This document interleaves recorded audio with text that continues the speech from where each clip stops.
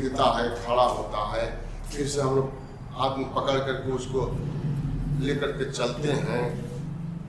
जो भी प्रक्रिया है, तेल मालिश किया जाता है कि उसके पैरों में जो है वह ताकत आए।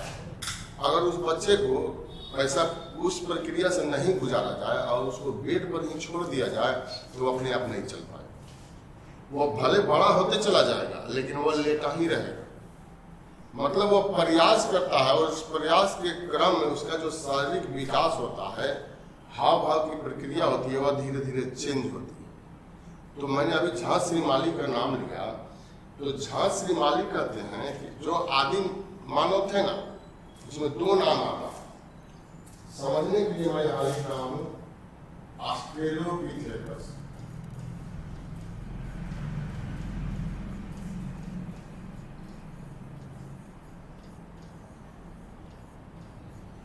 रामापिथेकस।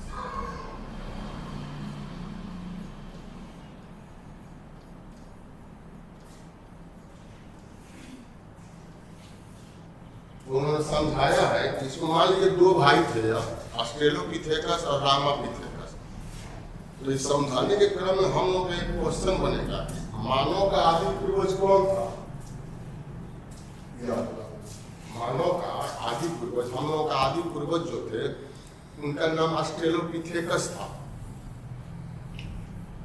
तो इनका कहना है कि यह दोनों जंगलों में रहते थे, पेड़ों पर रहते थे, पहाड़ों में रहते थे। हुआ क्या, कालक्रम के अनुसार जो है ना, यह ऑस्ट्रेलोपिथेकस क्या है, मैदानी भाग में चला आता है, पेड़ पर से उतरता है और मैदानी भाग में चला आता है और धीरे धीरे प्रयास करता है। पहले चारों पैरों से चलता था, धीरे धीरे प्रयास किया, सीधा तन करके खड़ा हुआ, दो पैरों से चलने लगा, जलवायु परिवर्तन हो रहा था और उसके आधार पर इन लोगों का मानसिक विकास भी हो रहा था और यही आदि मानव आकर के ज्ञानी मानव के रूप में परिवर्तित हो। जो हम लोग हैं, बंदर, लंगूर वगैरह, कपी वगैरह जो देखते हैं, उसका पूर्वज ये है। क्योंकि इसने प्रयास ही नहीं किया, यह जंगल में ही रह गया, यह पेड़ पर ही रह गया और यह समतल भूमि पर मैदानी भाग में नहीं आया, न प्रयास किया। यह भी, ये दोनों एक तरह से भाई ही थे, लेकिन एक ने प्रयास किया तो ज्ञानी मानव में आ गया और एक ने प्रयास नहीं किया। तो आज जो हम लोग देख रहे हैं, कपी, बंदर, लंगूर जो भी हो, तो उसका आदि पूर्वज यह। अब रामापिथेकस से क्वेश्चन क्या बनता है कि इसके सबसे प्राचीनतम साक्ष्य भारत में कहाँ से मिले? शिवालिक की पहाड़ी में। शिवालिक श्रेणी जो है, रामापिथेकस का पहला साक्ष्य जो है वह शिवालिक श्रेणी से मिलता है। इसी कॉन्सेप्ट में हम लोगों को पढ़ना। अब देखिए, ऑस्ट्रेलोपिथेकस हम लोगों ने कहा था 30 लाख ईसा पूर्व से इसकी कहानी जो है वह शुरू होती है, जब हम लोग विभाजन किए थे प्राचीन भारत के इतिहास में। तो यही बात वहाँ पर है। अब थोड़ा आगे बढ़ते हैं ना, तो और थोड़ा सा विकसित मानव होता है, आदि मानव जो थोड़ा सा और विकसित, उसका नाम है होमो इरेक्टस। होमो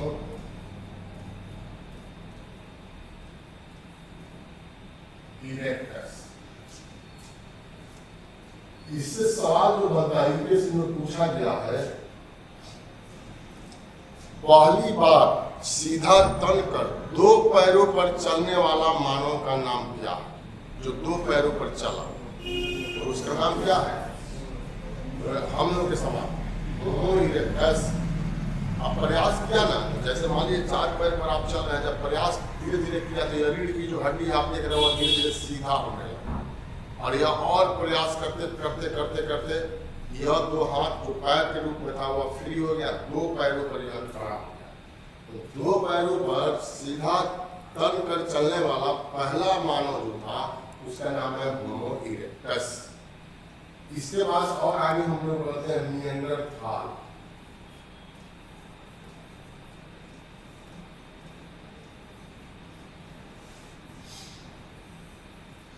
और आगे बढ़ते हैं तो यहाँ लिखते हैं क्रो-मैग्नन।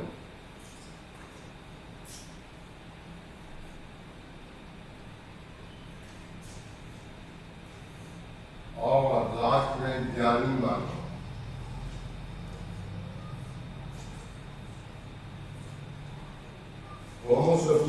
कहते हैं, होमो सेपियंस, होमो।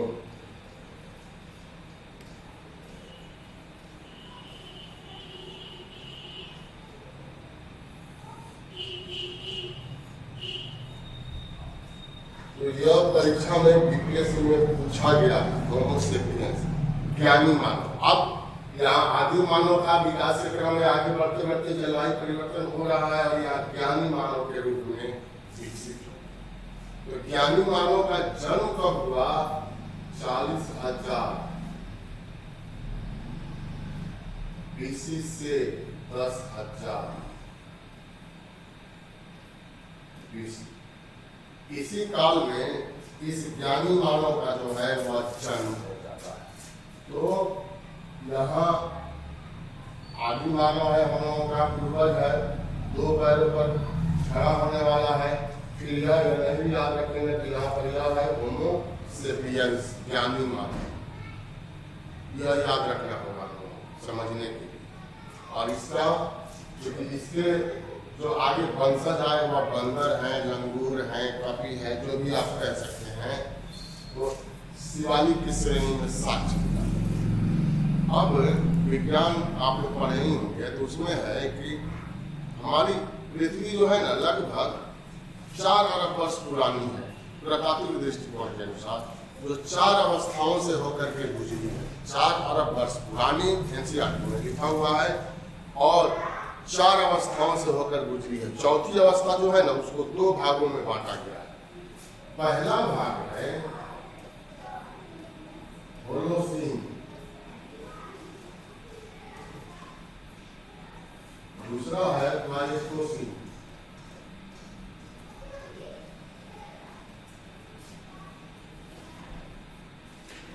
इसको कहते हैं नूतन, इसको कहते हैं नूतनतम।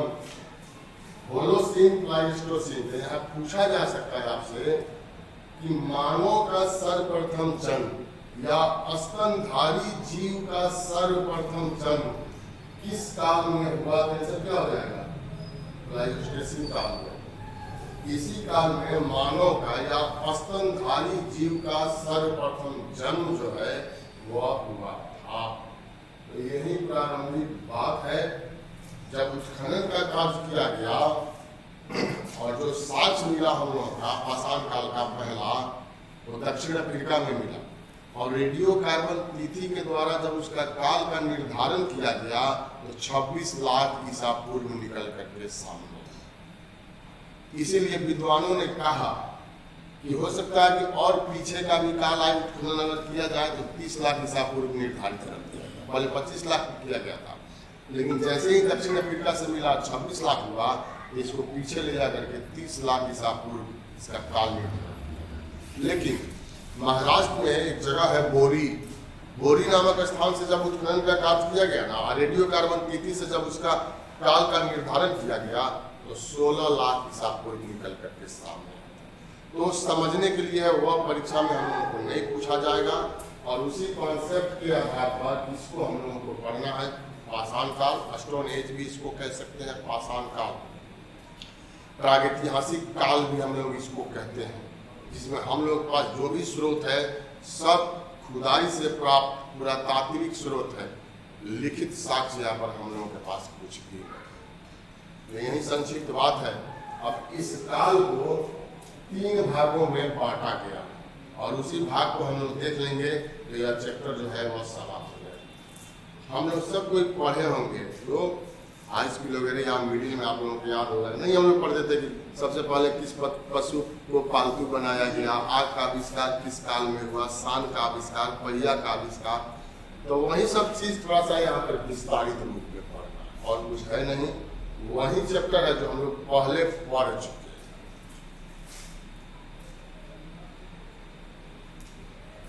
अब पाषाण काल को हम लोग 3 भागों में बांट सकते हैं।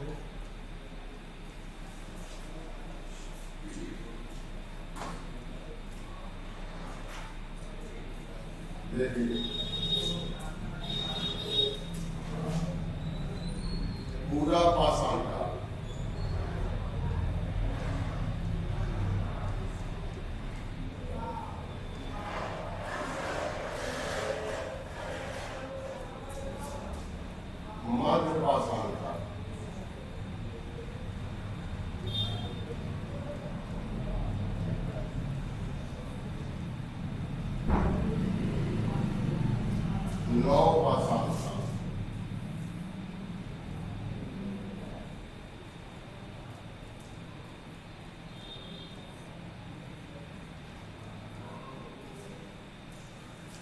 इसको पेरियोलिथिक एज कहते हैं।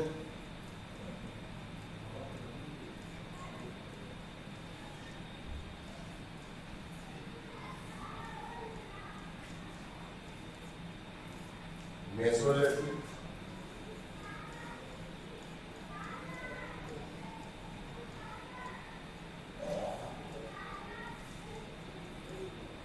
नियोलिथिक,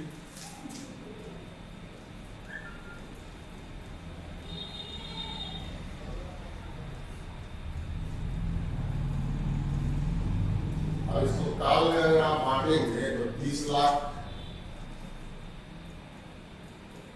जहाँ से शुरुआत हम लोग किए थे BC से 10,000 ईसा पूर्व, इसका काल 9,000 BC से 4,000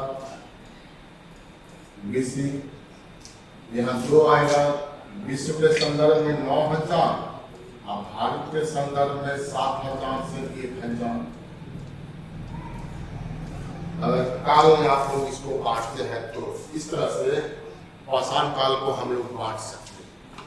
पत्थर के औजार पर इस काल का निर्धारण किया गया।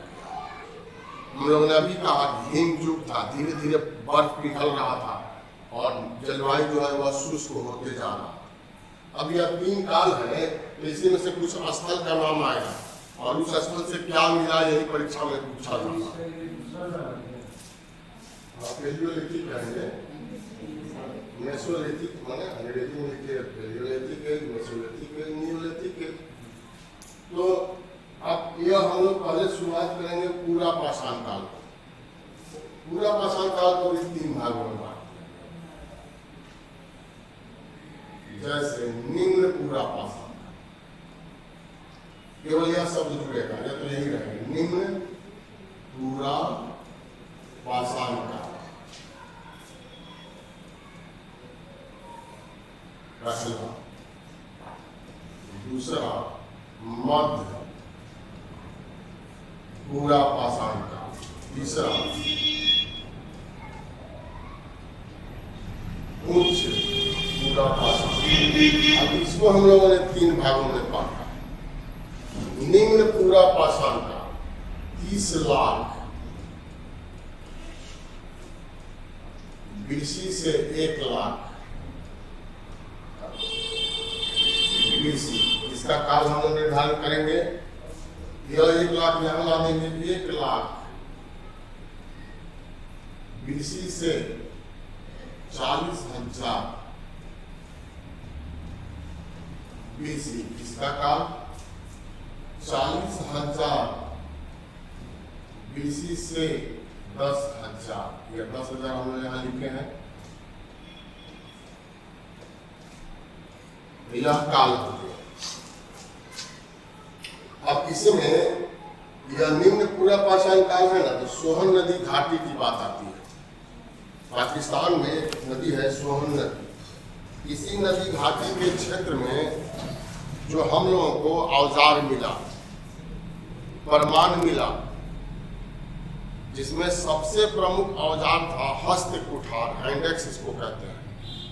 हैंडेक्स, हस्त कुठार माने पत्थर का टुकड़ा था, क्योंकि जंगली लोग थे, और लोग तो शिकार पर अपना जीवन व्यतीत करते थे। पत्थर को उठा करके प्रहार कर देना, यह दिमाग में नहीं था इस समय कि इसको कैसे धारदार बनाया जाए। लेकिन आगे चल करके जैसे जैसे दिमाग मस्तिष्क विकसित होते जाता है तो ये लोग दिमाग में आता है। तो आगे हम लोग चर्चा करेंगे कैसे इसको तेज बनाया जाएगा, धारदार बनाया जाएगा, इसमें शान कैसे आएगा। तो यहाँ जो है ना, जो प्रमुख औजार है उसको हैंडेक्स कहते हैं। इधर देखते हैं हैंडेक्स।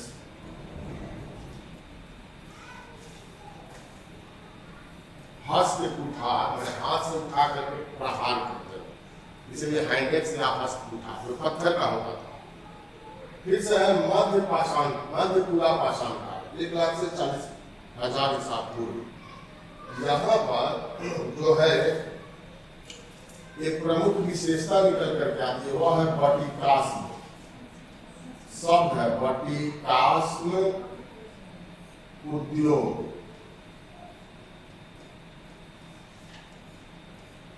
अब एनसीईआरटी कहता है कि वर्टिकास में उद्योग किसको कहते हैं, तो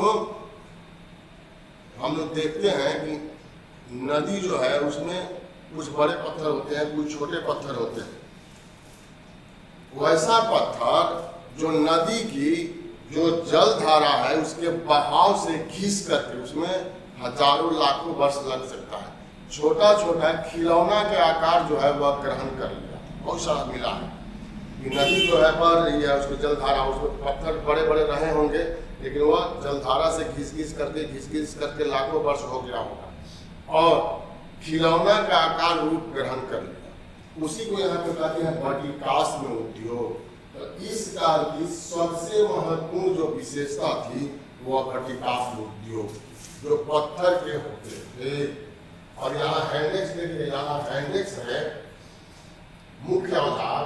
तो यहाँ पर फलक और सल,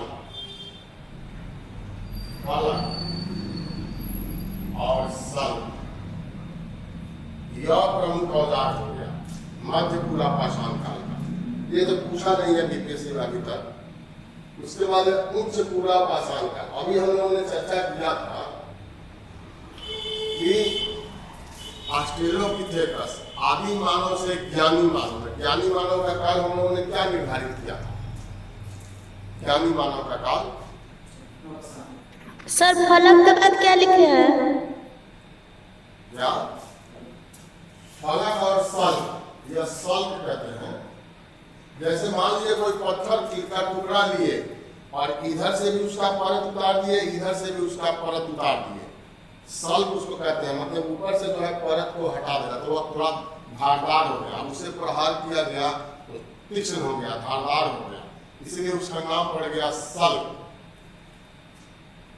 अभी हम लोग लिखे थे ना ज्ञानी मानव का काल 40,000 से 10,000 के ईसा पूर्व में ज्ञानी मानव का जन्म हुआ। तो यहाँ दो विशेषता है और इसी को आपको याद रखना है, या नहीं भी कोई याद रखेंगे तो काम चलेगा। उच्च पूरा पाषाण काल की विशेषता क्या है? तो नए चकमक उद्योग, चकमक उद्योग, और दूसरा ज्ञानी मानवों का उदय।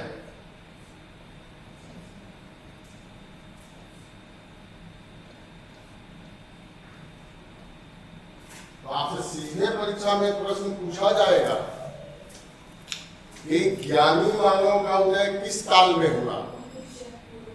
उच्च पूरा पाषाण काल। इसमें अगर पूछ दिया जाए, ऐसे विकल्प दिया जाए तो क्या होगा? पूरा पाषाण काल। ज्ञानी मानव का उदय पूरा पाषाण काल में हुआ। इसको तोड़ा जाएगा 3 भागों में, तब पूछेगा तो उच्च पूरा पाषाण काल। चूंकि काल आप यहाँ देख रहे हैं 40,000 से लेकर के 10,000 ईसा पूर्व, और ज्ञानी मानव का होमोसेपियंस का जन्म जो है इसी काल में। नए चकमक उद्योग का जन्म या विकास। चकमक उद्योग हम लोग बचपन में सुने होंगे, चकमक पत्थर। जैसे दो पत्थर को टकराते हैं तो उसमें से क्या निकलता है? चिंगारी निकलती है ना। तो लिखा तो है नहीं, तो विद्वानों का कहना है कि इस मानव ने पत्थर को उठाया होगा, किसी पशु पर प्रहार किया होगा, चाहे किसी व्यक्ति पर प्रहार किया होगा, उस पशु पर नहीं लग करके वह पत्थर किसी दूसरे पत्थर से टकरा गया, उसमें से चिंगारी निकली और वह चिंगारी आग में परिवर्तित हो गई। ठीक, यह क्रांतिकारी परिवर्तन माना गया, आग का आविष्कार। तो आपसे अब परीक्षा में अगर पूछा जाए कि आग का आविष्कार या जन्म किस काल में माना जाएगा तो क्या आंसर होगा? पूरा